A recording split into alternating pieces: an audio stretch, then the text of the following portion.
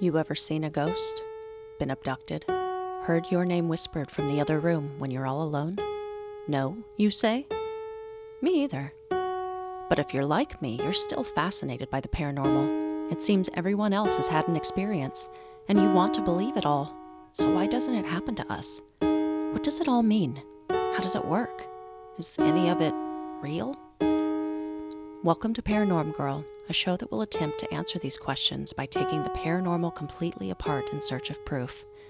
I'm not a blind believer, nor a hardened skeptic. I'm just looking for answers and willing to accept what I find. Well, hello, everybody. Welcome back to the Paranorm Girl podcast. I am your host, Kristen. Today's episode is a really special one for me. Some of you may be familiar with my guest, Mark Anthony. He is a psychic medium whose work is something I became familiar with a short time after Paranorm Girl was born, actually. Who knew that in just a year I would have the privilege of having him on my own show? Mark recently released a new book titled The Afterlife Frequency because we spend quite a bit of time discussing what it's about and what's in it during our conversation. I won't say anything about it but this. It has been a very long time since I've read a book about the afterlife and spirit communication that gave me so much hope and a much clearer understanding of a topic that most folks look toward with fear if they aren't avoiding it altogether. If the subject of what happens to us after death is something of a special interest to you, if you find yourself fascinated with spirit contact but can appreciate a scientific understanding of how it is even possible, and if you often wish you could connect with a passed-on loved one and you believe it's possible but just can't seem to experience it yourself, this one is going to be for you. Please enjoy my conversation with the psychic explorer, Mark Anthony, JD. Mark Anthony, psychic explorer, also known as the psychic lawyer, is a fourth-generation psychic medium who communicates with spirits. He is an Oxford-educated attorney licensed to practice law in Florida, Washington, D.C., and before the United States Supreme Court. This psychic explorer travels to mystical locations and remote corners of the world to examine ancient mysteries and supernatural phenomena. Mark appears nationwide on TV and radio, including CBS TV's The Doctors and Gaia TV's Beyond Belief with George Norrie. He is the co-host of The Psychic and the Doc on the Transformation Network. He is a featured speaker at conferences, expos, and universities, which include Brown, Columbia, Harvard, and Yale. Mark is a columnist for Best Holistic Life magazine. He is the author of The Afterlife Frequency, published by New World Library, and his other best-selling books are Never Letting Go and Evidence of Eternity. Please welcome my very special guest, Mark Anthony. Thank you, Kristen. I've been looking forward to this podcast. It's an honor to be here. Thank you for having me on the show. It's my honor, really. I thank you so much for coming on and talking with me today. I know that you are a very, very busy man these days, so I do appreciate you taking the time. So, your new book, The Afterlife Frequency, I loved it. I've read it twice. It is such a compelling read, so I can't wait to get into that and ask you all about that. I thought maybe we could start out talking a little bit about you. So in The Afterlife Frequency, you wrote about growing up psychic. When did you realize you had the ability? I was about 3.5 years old, and I started talking and interacting with my invisible friends. Now, the thing is, Kristen, that's not an unusual thing for a toddler to have, quote-unquote, invisible friends. But when mommy and daddy can see who I'm talking to, and that's because both of my parents had mediumistic and psychic abilities. And I remember my mom going, "Oh, he's got it," and my dad saying, "Oh, he's got it."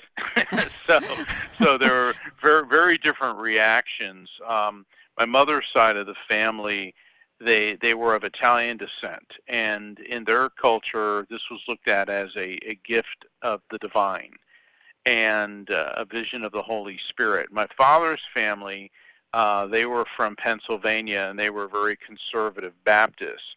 And even though my father, his sister, his mother, and his maternal grandmother all had these abilities, It was kept behind closed doors and not openly discussed. You tell a story I've heard before about a member of your family that the reason why that was kept behind closed doors. Can you go into that a little bit? Absolutely. My father had three sisters and a brother, and only one of his siblings was like him, his sister Marjorie. And she was extremely gifted as a psychic and a medium. She could see spirits, and she was also could anticipate future events. And unfortunately, she was married to a very religious guy. I go so far as to call him a religious fanatic. And he didn't like her abilities. One morning, he was getting ready to go to work. He was a machinist that worked at a steel plant in Pennsylvania, and she threw a fit. She goes, "You're not going. You're not going. I get terrible, terrible feeling." And she began to cry, and he said, "Fine, I'll just humor you," and he stayed home. So what happened that day, Kristen, is a crane was lifting thousands of pounds of steel beams, and the cable snapped, and it crushed the machine shop that he worked in and killed everybody in it. So logically, I mean, if he had been at work, there's about a 99% chance that he would have been in that machine shop and killed. So he felt that instead of being grateful, he felt that what Marjorie, my Aunt Marjorie, was able to do was demonic. And so he found this psychiatrist who diagnosed her as a schizophrenic. And one night, this ambulance came to their house, and literally these two men in white coats came in. They forcibly removed her from her home, put her in a straitjacket, took her to a mental hospital where she was subjected for 6 months to electroshock therapy. Basically, they shocked her brain to the point where she no longer said she could see spirits again. And this happened probably 20 years before I was born. And and my father was terrified when here I am, a three and a half, almost 4-year-old boy seeing spirits. And I remember that when I was getting ready to go to kindergarten, no, excuse me, first grade. I didn't go to kindergarten. I went to first grade. I started when I was 5. And he sat me down and he said, "Mark, just talk about this to mommy and me, because people who see things others don't get taken away." And I didn't understand it, and then that really scared me when I was a little boy. And then as I got older, I understood what he was talking about, because I heard had what had happened to my Aunt Marjorie, and that's the way we've been treated throughout the centuries. I mean, there's parts of the world today, Kristen, where people like me in the Middle East are beheaded for these. I mean, certainly in Afghanistan, and I don't think it's real popular in Iran, and I know in Saudi Arabia they put people to death for psychic abilities. And it's very unfortunate that even in the 21st century, instead of these being studied, well, they are being studied, but instead of these being looked at for being a benefit, there's still people that are clinging to these primitive, fear-based ideas about it. Right, right. Well, and you do a lot of traveling yourself, and we can get into a little bit of that. You are known as the psychic explorer. I am curious, one, do you have to be very careful as you're throughout your travels across the world, and then maybe describe to us what that actually means, what the psychic explorer is and all of that? Well, what's fascinating is the media keeps coming up with labels for me, and they're actually not so Hmm. bad. Yeah. When I first went public with this, at the time I was practicing law full time, and that's Mm. why the media was calling me the psychic lawyer. And my publicist was like, "Well, go with that. It'll get you on TV," and it has. And I've been on television and radio several times, and but when I started talking about and giving lectures at various organizations and universities throughout the country about my visits to mystical and spiritual sites around the world, because that's my hobby. I love reading about ancient history, ancient mysteries, mystical phenomenon, and then going to the sites and examining them and seeing what I feel and visiting them. So another media outlet started calling me the Psychic Explorer. So what we've been doing, I had a talk with her and I go, look, we've got to crystallize this down. So basically, I'm now known as Mark Anthony J.D. Psychic Explorer, and J.D. is Juris Doctorate. That's my law degree, so it kind of shortens it and puts it all under one.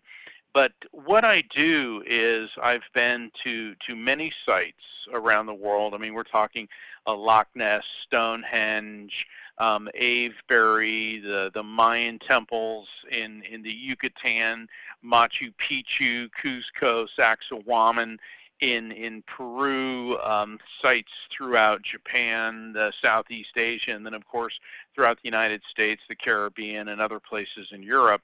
And I go to these places and I see, like, what I feel. I examine what's going on there and I study it. And it's really fascinating because there are places in the world, Kristen, that just have a stronger vibration, a stronger energy. And for example, Sedona, Arizona, a very popular destination for people on spiritual quests. And there, if you notice in Sedona, have you ever been to Sedona, Kristen? I have never been. No, I've always wanted to. Okay, definitely put it on your list. Same thing, all the listeners. What you'll notice in Sedona, it's aside from that it's absolutely beautiful, is the mountains are orange. Now, why are they orange? They're orange because what color does iron turn when it rusts? Orange. So the mountains in that area have a high concentration of iron. What are magnets oftentimes mostly made up from? Iron. Mm-hmm. Iron. So there's a lot of electromagnetic energy there, which, have been called energy vortexes. I mean, think about our own planet. We have the North Pole, and then you have the magnetic North Pole, which actually moves because of the molten iron, beneath the Earth's crust is shifting. And so electromagnetic energy, and this is some of the things that I go into the Afterlife Frequency, and I explain how everything on the subatomic level is electromagnetic energy. Mm-hmm. It's what's known as a quantum. We have everything's made of molecules, which are made of atoms, which are composed of electrons, protons, and neutrons, which in turn are made of quantum. Now, for the listeners, please, when you hear quantum physics, don't think that my book is a dry, technical, scientific treatise. I explain scientific concepts, but I illustrate them with engaging stories because I suffered through enough boring books in the practice of law that I promise I will not inflict that on anyone. No, I can tell my listeners that it is nothing like that. It is not dry. It is very interesting, very compelling. And I'm a big old geek. I love the science stuff that you get into, that side of it. But you're also very entertaining with the stories that you tell as well. You weave it together very, very well. Well, thank you. Well, one of the benefits of having been a trial attorney, I've tried over 100 jury trials, and then I did umpteen what's called bench trials. That's where you try a case in front of a judge. You don't have a jury there. And you've got to be effective as an advocate or as a teacher or as a writer, take a complex concept and put it in everyday language that anyone can understand. And this is not a condescending or insulting thing, but you've got to make it relatable. Mm-hmm. And then illustrate it with a story that people can identify with or hit home with. And let me tell you, when I was studying the quantum physics for this book, there was one day, Kristen, I was ready just to beat my head against the wall. I was like, I was trying to understand this one concept, and this quote from Werner Heisenberg pops up on my research on the internet. And Werner Heisenberg was one of the founders of quantum physics back in the early part of the 20th century. And the quote said, "When you think you understand quantum physics, you really don't." And I burst, that was my reaction. I burst out laughing, and I felt so much better about myself because, okay, well, if he had a hard time with it. Yeah, it's a big old world. I especially love quantum physics. I do not understand it. I know you understand it quite a bit more than I do, of course, but I'm fascinated by it. And, I've often said on the show that one day I do hope to see, the side of the paranormal and the supernatural married with the side of science and logic and all of that. And I think that bridge that gap is going to be bridged by physics. I don't know. It's just a feeling. Well, and that's why I wrote the book, is to do exactly that, because, and you brought up a very important point. You said, well, I like quantum physics, but I don't necessarily understand it. And it's funny because one of the scientists who endorsed the Afterlife Frequency, Dr. Dean Radin, who is the chief scientist for the Institute of Noetic Sciences, IONS, and he's one of the biggies in afterlife and survival of consciousness research. He said, Mark, if you get 100 of us, meaning quantum physicists, in a room together, because nobody can agree on anything. He said, because there's such a divergence there. And the thing is, Kristen, you don't have to understand necessarily the mathematical calculations to get the concept. And so that's what I try to explain to people is this is the concept, this is what the scientists have discovered, have proven, or have theorized, and then I apply it to understanding spirit communication in all its different forms, whether it's mediumship, which is, me being a medium and perceiving spirits, or what if somebody has, they're part of a shared death experience. In other words, when somebody that they love is dying, and that person begins to see spirits around them. And traditionally, this has been called a grief-induced hallucination or somebody who's terminally ill. But then, when people who are not in imminent danger of dying also see these spirits, now, why is that happening? And I go into that and explain how the frequency of the person who is transitioning, their soul, the electromagnetic field of their soul is now interfacing with the electromagnetic field of the brains of the people around them, which in turn are interfacing with the electromagnetic energy of the other side, the afterlife frequency. And this is not some woohoo, airy-fairy thing. This has been documented worldwide, and scientists have been recording this for hundreds of years. And now we have the technology to begin to observe it and even understand it through the scientific method. That is so exciting. And I was actually very fascinated when you were talking about the shared death experience, because as much of a fan of, like Raymond Moody and afterlife theory and all of these types of books, I had never heard of that concept before. You introduce some other concepts and actually some new terms in your book, and you just mentioned it, the electromagnetic soul. You developed that term, is that right? I did, and I wanted to explain what we really are in a way that crosses faith, it bridges the divide between faith and science. Since the dawn of recorded history, every great spiritual teacher has, taught that the soul, the who and what we are, pre-exists the body, comes into the body, and then exits the body when the body physically dies.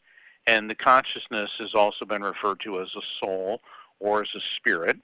And we know from the laws of thermodynamics in physics that energy is neither created nor destroyed, only transferred from one form to another. And we know from the field of neuroscience that the human body has an electrical field. The heart has the most powerful electrical field, which makes sense. I mean, it's a pump. It's pumping blood. But the brain, the cerebral cortex, has the most complex electrical field in the body. And so I developed the term the electromagnetic soul to define and describe what we really are, which is pure consciousness that is eternal electromagnetic energy. And as I was reading through, something did occur to me. So I'm an animal lover myself. I often joke with people I know. I have a zoo here, and they are all my world. Do animals have an electromagnetic soul as well as humans? Absolutely. See, I was raised in the Catholic faith, and I remember only humans have souls. Mm. Well, when you start engaging in afterlife research, you realize that that's just human arrogance to decide, that we're the only ones worthy of a soul. Well, the truth of the matter is something makes a cat alive. Something makes a dog, a horse, an alligator, a fish, a jellyfish. Everything that is alive because of energy. And so when that being dies, their EMS, their electromagnetic soul, also leaves their body and transfers to the higher frequency of the other side. And I've conducted close to 15,000 readings, maybe more than that in my life. And it's not unusual during a session for animals to communicate. And I've communicated with dogs, cats, birds, bunnies, gerbils, horses. I even communicated with a bear one time, which was rather interesting. Uh, and what's fascinating is I know some of my colleagues say they've communicated with reptiles. I haven't picked up on any reptile spirits, and the thought there, the school of thought there, is that any being capable of the emotion of love is capable of spirit communication because spirit communication is based on love. So as interesting as it may be to communicate with an alligator, apparently it doesn't have a love connection with people. Huh. Okay. Well, and then you were talking about how the afterlife frequency is endorsed, and it is endorsed by some of the world's top researchers in near-death experiences, survival of consciousness, that sort of thing. Can you go into what is meant by a near-death experience, and can you tell us about yours? Near-death experiences are fascinating, and they've been recorded for thousands of years. I'm not going to go into mine because I want people to read about it in the book. But I'm going to share with you something that I'm working on for a presentation that I'll be giving to the International Association for Near-Death Studies in September of 2022. I'm presenting a PowerPoint presentation, which is normally what I do in my lectures because I like to illustrate what I'm doing and then explain what's happening, but or what my theories are. But near-death experiences have been recorded for thousands of years, and they baffled people. They baffled religious leaders. They mystified physicians because people would die, and then they'd come back to life with these tales, these resurrections. And one of the things I'm working on is a couple passages in Scripture which appear to be accounts of a near-death experience. Jonah and the whale. Now, we've all heard that story, okay? Jonah, he's supposed to be going to, God tells him you got to go to what is now a rock to preach to the people of Nineveh, which is this big sinful city. And Jonah's like, no way. So he hops on a boat to head in the opposite direction to the west in the Mediterranean. And a big storm happens, and basically the sailors throw him overboard to get rid of the negative energy. And a giant fish swallows him, and for 3 days he's in this fish, and he prays, and he has this revelation about, as my life is ebbing away, I see the temple of the Lord. And then the Lord commands that the fish regurgitates him. Now, there are people who take Scripture literally, and if that's what you want to do, that's fine. And then there's the other camp that looks at a lot of Scripture as being metaphor and parable. And that's, think of the way Jesus would teach, the prodigal son, the good Samaritan. I mean, there's many examples. Jesus would teach using parables, so would Buddha. It's not an unusual thing for spiritual leaders to teach using a metaphor so that people can relate to the story. And if you look at Jonah, okay, from a scientific standpoint, there's very few whales ever in the Mediterranean. So it doesn't appear that it was a whale, and if it was, a whale's esophagus is only like 6 inches wide, so the idea of a whale swallowing a person. Then it depends how you decipher the word fish. from the ancient Aramaic and Hebrew. It could also mean Leviathan, which would be like a demonic sea monster, or it could also be monster. Long story short, if you take it as a parable, as a metaphor, Jonah may have drowned and had a near-death experience, and on the third day, he came out of it with a whole renewed sense of purpose and faith. Interesting. Then when you look at in the book of Corinthians how the Apostle Paul he writes about, I know a third man in Christ who was caught up, no, I know a man in Christ who was caught up in the third heaven.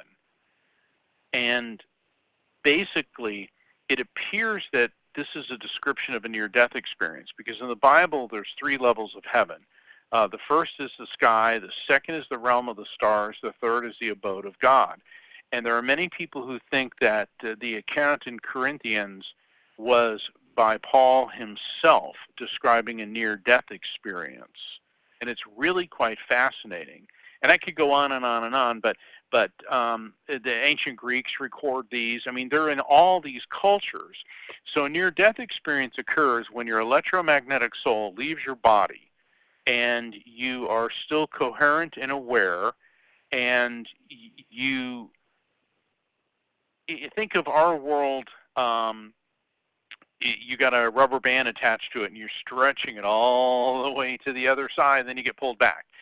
And so what happens is in an NDE, a near-death experience, your consciousness leaves your body. However, it remains intact. And in most NDEs, people encounter spirits of loved ones who've died.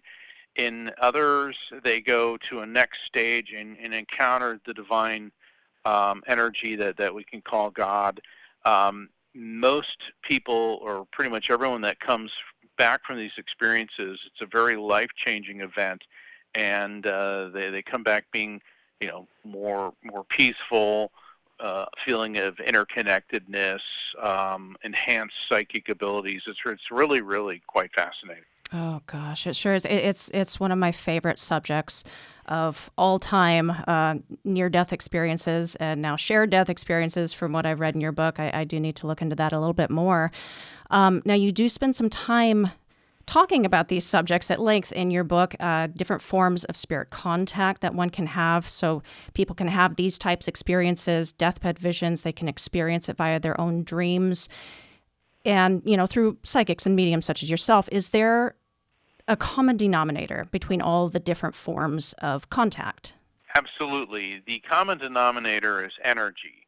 And that's one of the reasons I developed the term the electromagnetic soul. Because historically, Kristen, a near-death experience, a shared-death experience, a deathbed vision, mediumship, or a visitation of a spirit to somebody who's not necessarily medium, maybe in a dream state, or you feel the presence around, they've all been treated as separate phenomenon. But the common denominator is the EMS, the electromagnetic soul.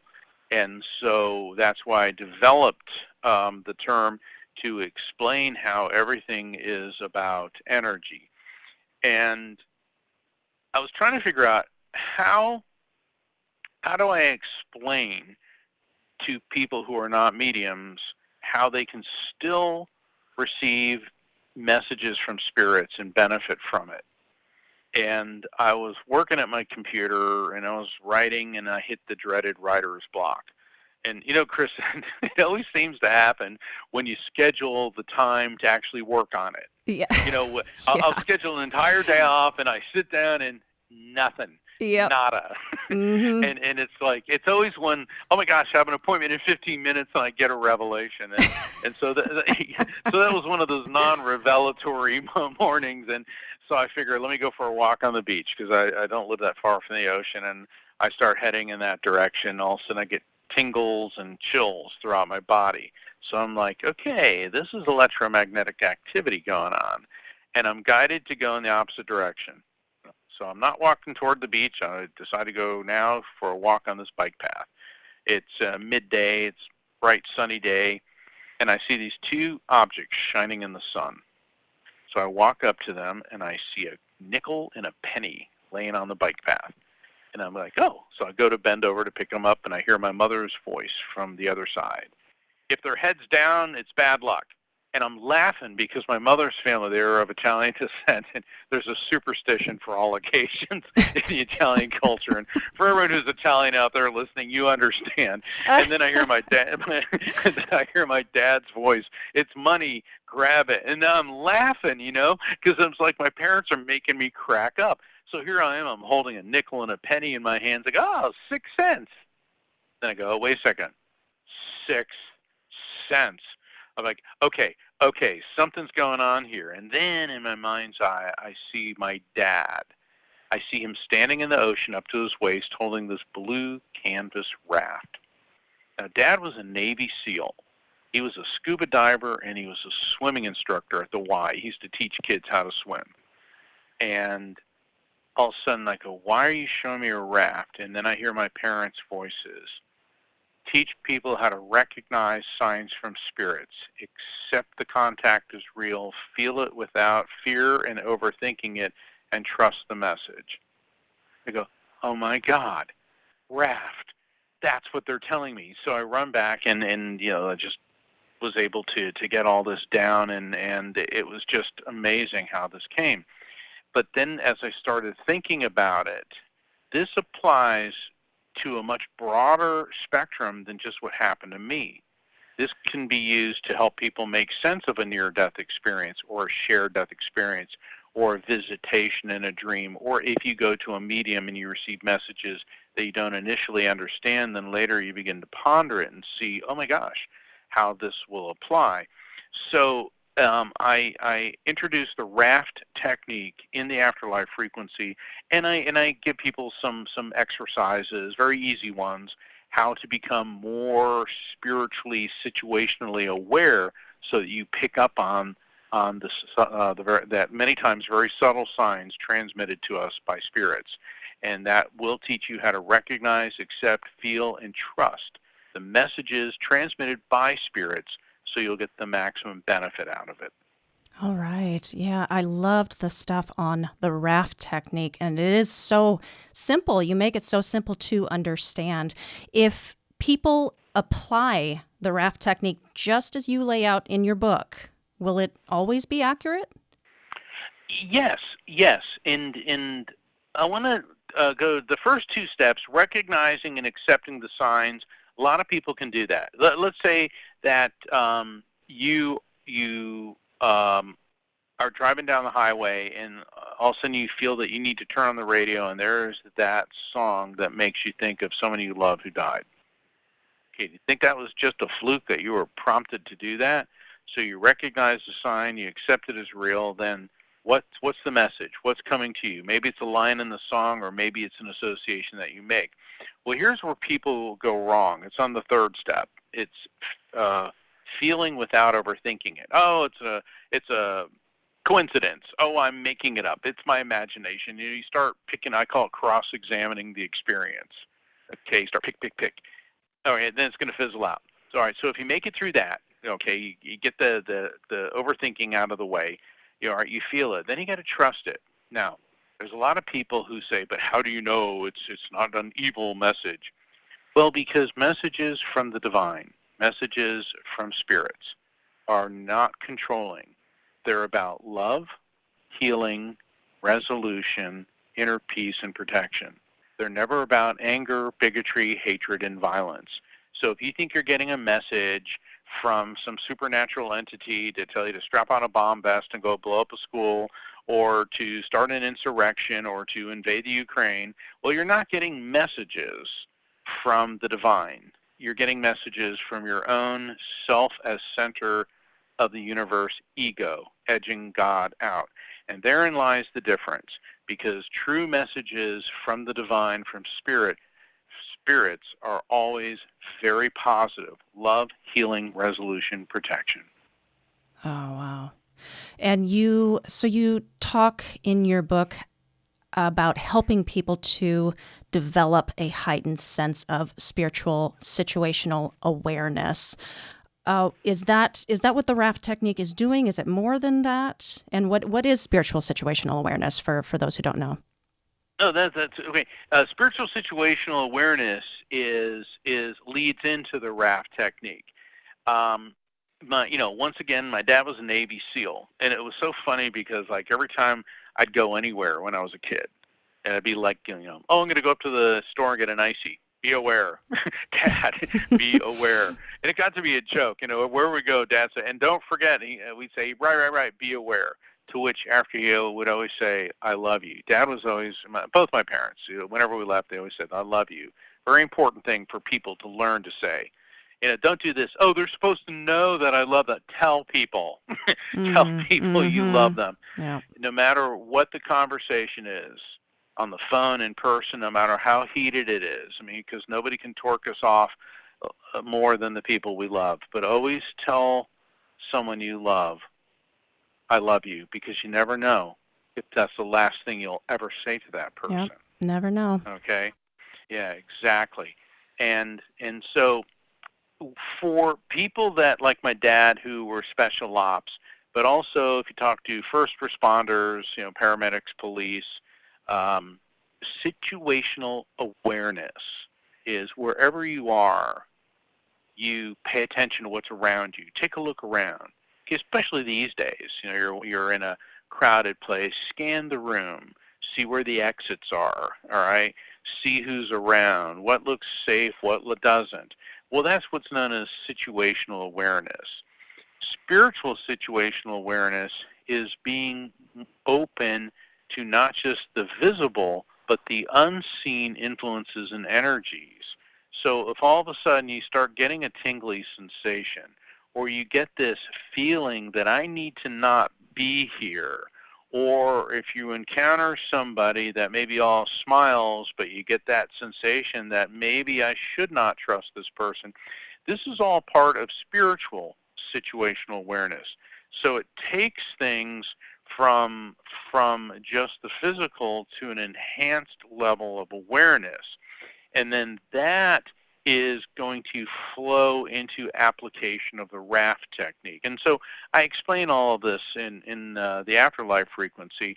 So once you start working on your situational awareness, then that will lead to the spiritual situational awareness, and then that will lead into applying the raft technique. Right. And you spend so much time explaining to people in the Afterlife Frequency how they can go about communicating with their deceased loved ones, the spiritual situational awareness, how to heighten that sense, explaining how it works, why it works, the science behind it. My question is, as someone who's made his way profoundly onto the world stage as a psychic medium, why would you remove the mystery? Because there's no such thing as a mystery. A mystery is only a question for which we do not yet have an answer. And I learned that when I was about 8 years old. My dad, he worked for NASA and in the space program. And when I was a little kid, Dad was like, "You work with astronauts?" I just thought he was way cool. And and it's great because as as I grew into a man, my father became not just my dad, a man that I loved, but my friend. And I think that's a good evolution for people's relationships. And I remember we were looking at the stars, and he said, "Mark, there's no such thing as a mystery.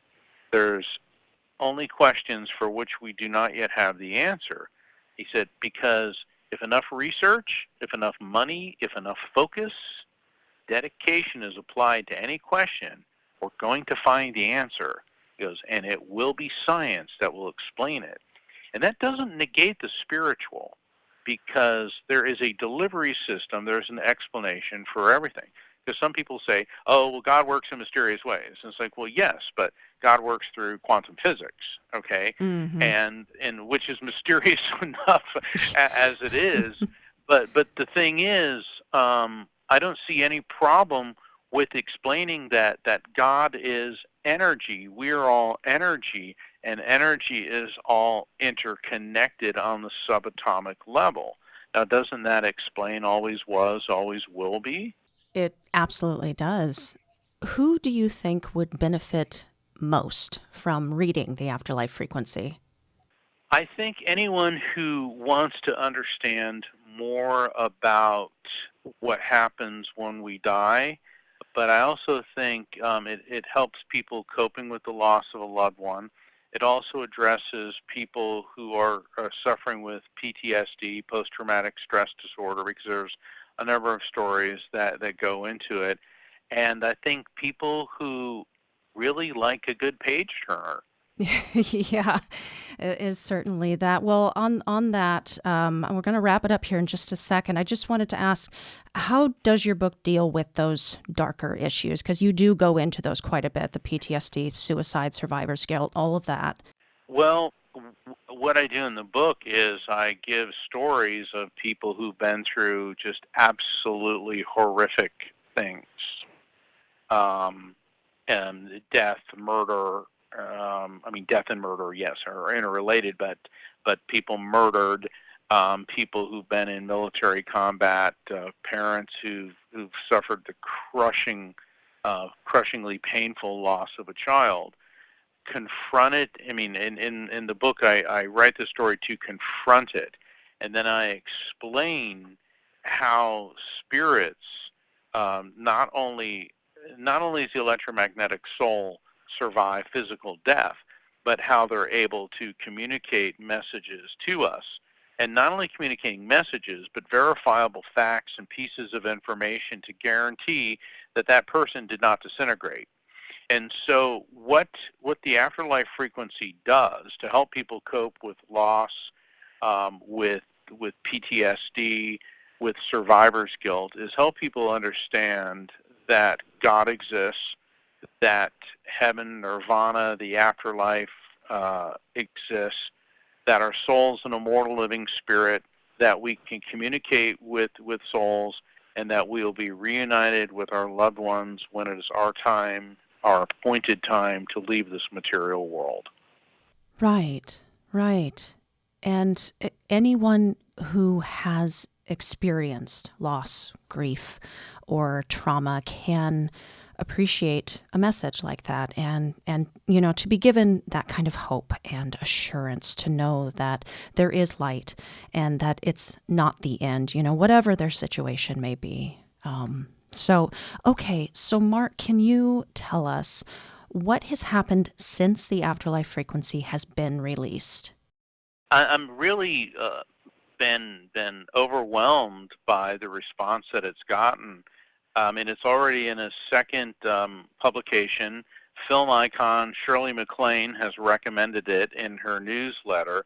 I was informed by Columbia University that it's been submitted for a Pulitzer Prize, and then this morning I received notification from prettyprogressive.com that it's been designated one of the 16 best books about faith in God. Oh, that's incredible. Outstanding. Well, thank you. Well, I will definitely be telling my listeners, linking it below, where they can find the Afterlife Frequency to buy it. Before we sign off for today, my final question for you: if you have a spiritual message for the world, what is it? It's God exists, heaven exists, our souls are immortal living spirits. We can communicate with them, and we will see our loved ones again. And I know I'm repeating or giving a shorter version of what I just said, but that is what I have been told. I am supposed to be helping people understand. And that's a whole story in and of itself, how that came to me. And, and at the time I was a senior partner in a law firm, and I have this major spiritual experience, and I'm like, seriously?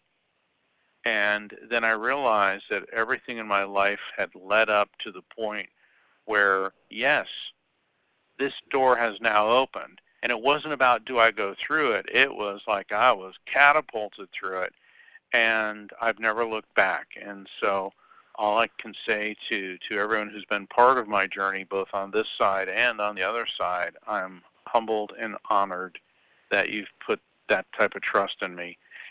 I'd like to close with something Mother Teresa said that gives me a lot of focus and a lot of perspective. She said that God never gives me more than I can handle, but I wish God wouldn't trust me so much. That is lovely. Thank you for that, sir. All right. Where do you want my listeners to go to buy the Afterlife Frequency? Do you want to send them to the website? Sure. I mean, it's available at all fine bookstores, Google Books, Amazon, and they go to my website, afterlifefrequency.com. They can click on the link to purchase it through Amazon. Okay. All right, folks. That is afterlifefrequency.com or the Amazon. I will include both those links down below, as well as where you can follow Mr. Anthony. I sincerely encourage you all to check it out. Thank you again, Mark. Thank you so much for coming on the show. Thank you. It's been a pleasure. I've enjoyed talking to Kristen. That is a wrap for today. My humblest gratitude to Mark again for coming on the show. My deepest thanks and appreciation goes out to you, the listeners. I have some incredible supporters of the show who have been following along since the beginning. I appreciate that y'all regularly reach out to touch base or share your stories or just to let me know that you're still out there and listening. It's incredible to me, the folks I've met. No, the friends that I have made in the past 12 months. And I look forward to getting to know anyone who is just now joining us. My door is always open. I will be saying that often. So, welcome aboard. Stay in touch. The easiest way to keep up with all things Paranorm Girl is going to be over on the socials. The handle for all of them is at Paranorm Girl Pod. And of course, you can always email me at paranormgirlpod@gmail.com. I love hearing from you guys. That's it for now, folks. Hope you all enjoyed it. We'll see you back here, same time, same place, next week. Until then, stay safe, keep the nightlight on, and sleep with one eye open.